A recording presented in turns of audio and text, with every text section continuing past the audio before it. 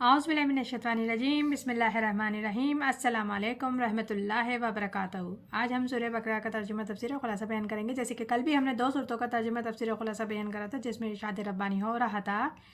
کہ جو لوگ ایمان لائے اللہ پر اور آخری پیغمبر محمد صلی اللہ علیہ وآلہ وسلم پر، اور پھر نیک کام کیے اور نیک عمل کیے،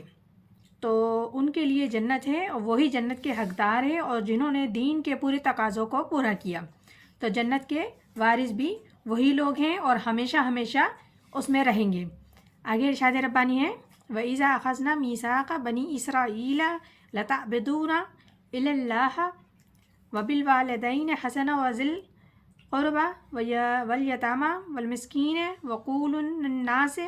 حُسْنًا وَأَقِيمُوا الصَّلَاةَ وَآتُوا الزَّكَاةَ ثُمَّ تَوَلَّيْتُمْ إِلَّا قَلِيلًا مِنْكُمْ أَنْتُمْ مُعْرِضُونَ۔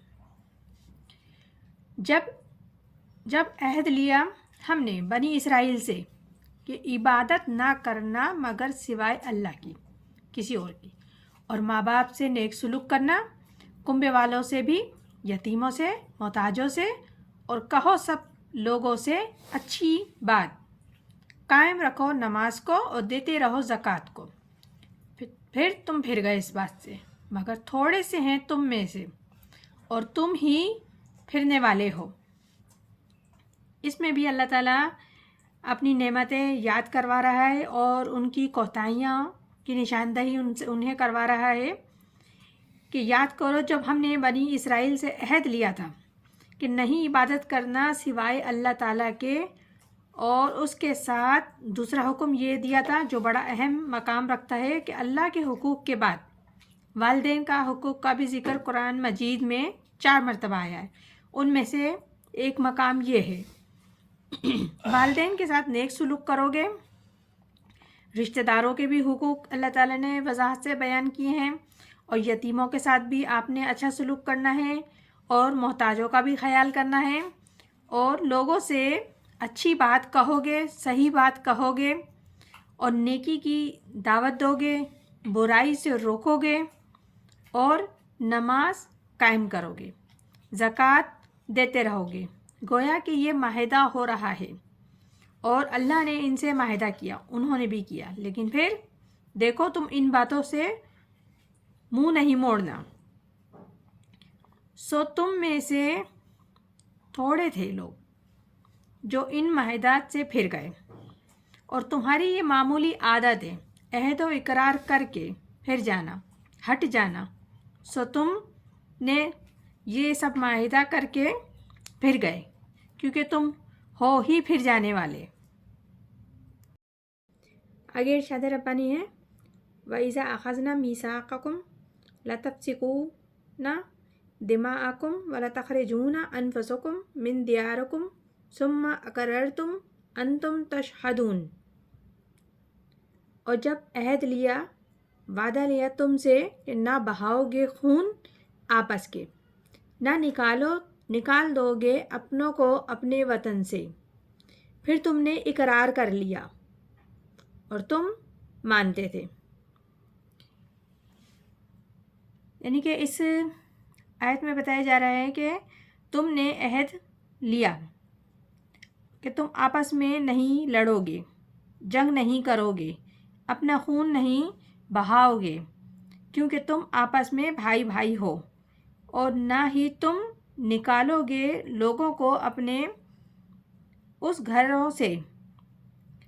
اس آیت کی پہلے ہم وضاحت کرتے ہیں کہ جب بنی اسرائیل کی قوم نے حضرت یوشع ابن نون کی سربراہی میں بنی اسرائیل نے فلسطین کو فتح کرنا شروع کیا، جب سارا فلسطین فتح کر لیا تو انہوں نے ایک مرکزی حکومت قائم نہیں کی، بلکہ ان کے 12 قبیلے تھے تو انہوں نے 12 ہی حکومتیں بنا لی، جیسے کہ انہوں نے پانی کے لیے 12 چشمے مقرر کر لیے تھے ان کے، تو اسی طریقے سے ایک حکومت نہیں بنائی، 12 حکومتیں بنا لی۔ جب ظاہر ہے 12 حکومتیں ہوں گی تو آپس میں چھوٹی چھوٹی باتوں پہ جھڑپٹ ہوگی، جنگیں بھی ہوگی، ہوتی رہیں گی، پھر ان میں سے ایک دوسرے پر حملے بھی کرتے تھے وہ، اور حملہ کر کے نکال دیا کرتے تھے لوگوں کو، یا لوگ بھاگنے پر مجبور ہو جاتے تھے۔ تو یہ تھی ان کی کیفیت جس کے بارے میں ارشاد ہو رہا ہے اس آیت میں۔ اس کے بعد جب لوگ چلے گئے تو کوئی کفار کے ملک میں چلے گئے، تو کفار نے انہیں غلام بنا لیا یا ان کو واپس بھیجنا چاہا تو ہدیہ مانگا، تو بنی اسرائیل انہیں ہدیہ دے کر چھڑا رہے ہیں، یہ کہہ کر کہ ہمارے بھائی تکلیف میں ہیں لہٰذا اسے چھڑایا جائے۔ ایک حکم تو مانا نہیں انہوں نے اور دوسرے حکم پر عمل ہو رہا ہے۔ حکم تو یہ تھا کہ آپس میں خون ریزی نہیں کرنا، اس حکم کو توڑ دیا، اور اب اس عمل کی وجہ سے جو بھائی غلام یا اسیر ہو گئے انہیں چھڑا رہے ہیں اللہ، یہ کہہ کے کہ یہ اللہ کا حکم ہے۔ تو یہی تضاد ہے جو مسلمان امتوں کے درمیان ہو جاتا ہے کہ تم نے عہد و اقرار کیا لیکن مانا بھی، جانتے بھی ہو پورے شعور کے ساتھ، اور یہ بات تم جانتے بھی تھے،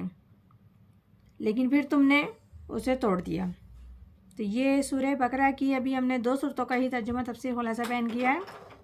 آگے بھی مزید انشاءاللہ کرتے رہیں گے۔ اللہ تعالیٰ ہم سب کو قرآن پاک صحیح بہتر پڑھنے، سمجھنے اور عمل کرنے کی توفیق عطا فرمائے، آمین ثم آمین، جزاک اللہ۔